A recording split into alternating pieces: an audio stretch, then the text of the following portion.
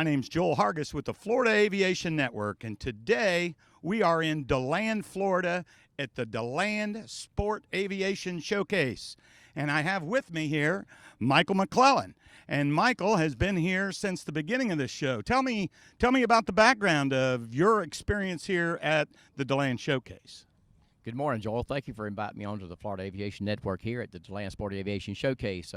I was involved in the planning of this show. We looked at it, as an opportunity to bring more economic, more money, saying it plainly, into this beautiful aircraft because it's in a wonderful location, and we've had some great opportunities. We have a lot of support from the Deland, the city of Deland here, and they really they were a good opportunity for us to come in and showcase our products and then benefit them economically too, because these shows, Joel, they bring in just a ton of money into the community. For sure. So one thing I want to talk about in the beginning is, so this is a sport aviation show, and you do what the planes here are what we call LSAs, light sport aircraft, ultralights. Can you kind of help us with the designation? Let's start with light sport aircraft. What makes a light sport aircraft different than a regular, Cessna or Piper? Or what's the designation, Michael? Well, Joel, many years ago, when they started putting small motors on hang gliders, and some of the fathers of ultralighting were Jack McCornack, John Moody, and Larry Morrow, and some of the others. They started putting these small motors on foot-launched hang glider wings, and this was pre the Regalo wing. These were the bi-wings. What year are we talking? Oh, my gosh, probably 1981, 1982, somewhere along in there. And so the FAA just started being pretty popular around the country. So the FAA come in and says, we have to regulate this. Of course they did. So they came in and they founded Part 103, FAR, Federal Aviation Regulations, Part 103. And this covered ultralighting. At the beginning, it could only be foot launched. It had to be foot launched. Really? So so their landing gear were their legs, much like our powered paragliders that we see with the backpack. Exactly. Parachutes. Yep. Okay. So then later on, we started attaching wheels to the ultralights, and they started getting heavier and more sophisticated, and it started actually in a small industry.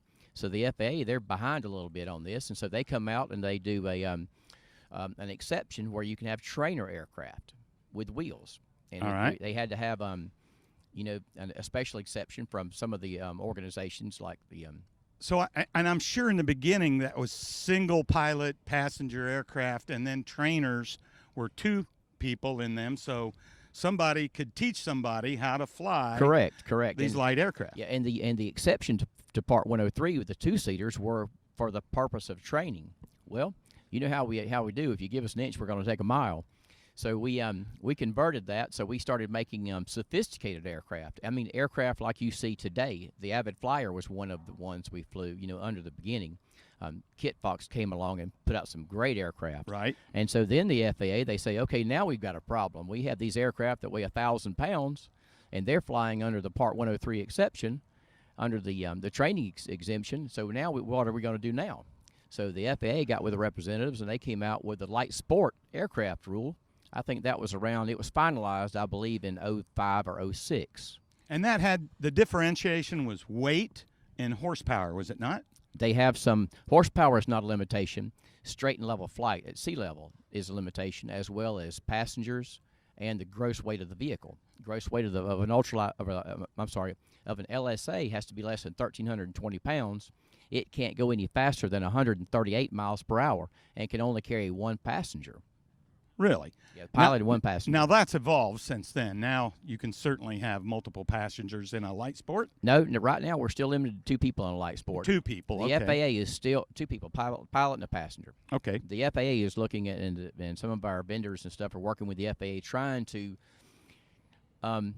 readdress some of those parameters to possibly. Oh, and there's no medical required for light sport. Oh, well, that's one of the big deals. That is a big deal. So, for older people, or there's that medical is something for private pilot is, even though there's basic med now, it's still medical required, and there's certain things that will just disqualify you. You know, and that's like Joel. Some of the things I say during my show, like when you when you go to get a pilot's license, you define your mission. What is your mission? If your mission is going to be just flying around locally, then you want to be a VFR pilot.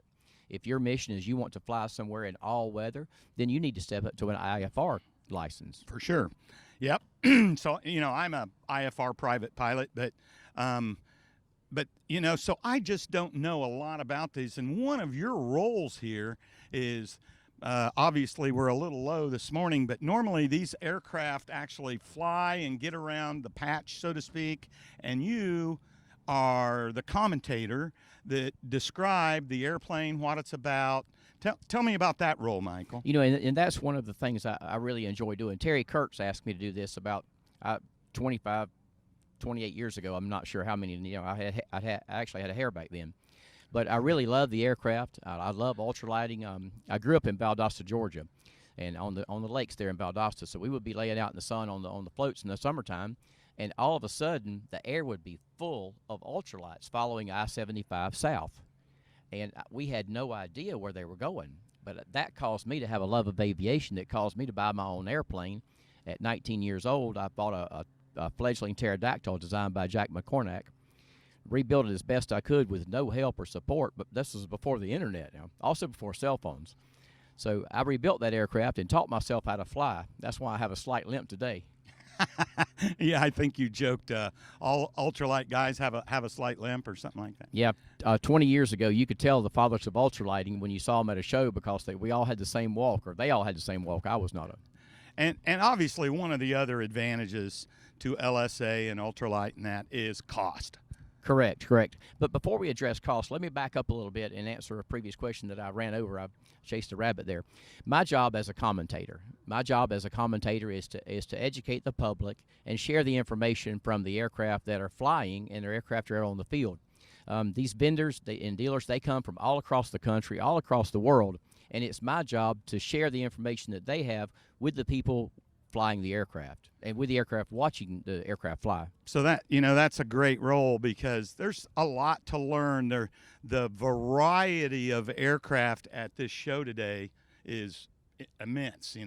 Just all shapes, styles, weights, canards to front prop, back prop, all kinds of different things. Yeah, and that's one of the things that I said earlier about your pilot's license. When you define your mission, then you can pick which aircraft will be best for you because they're all great aircraft, but they all do different things.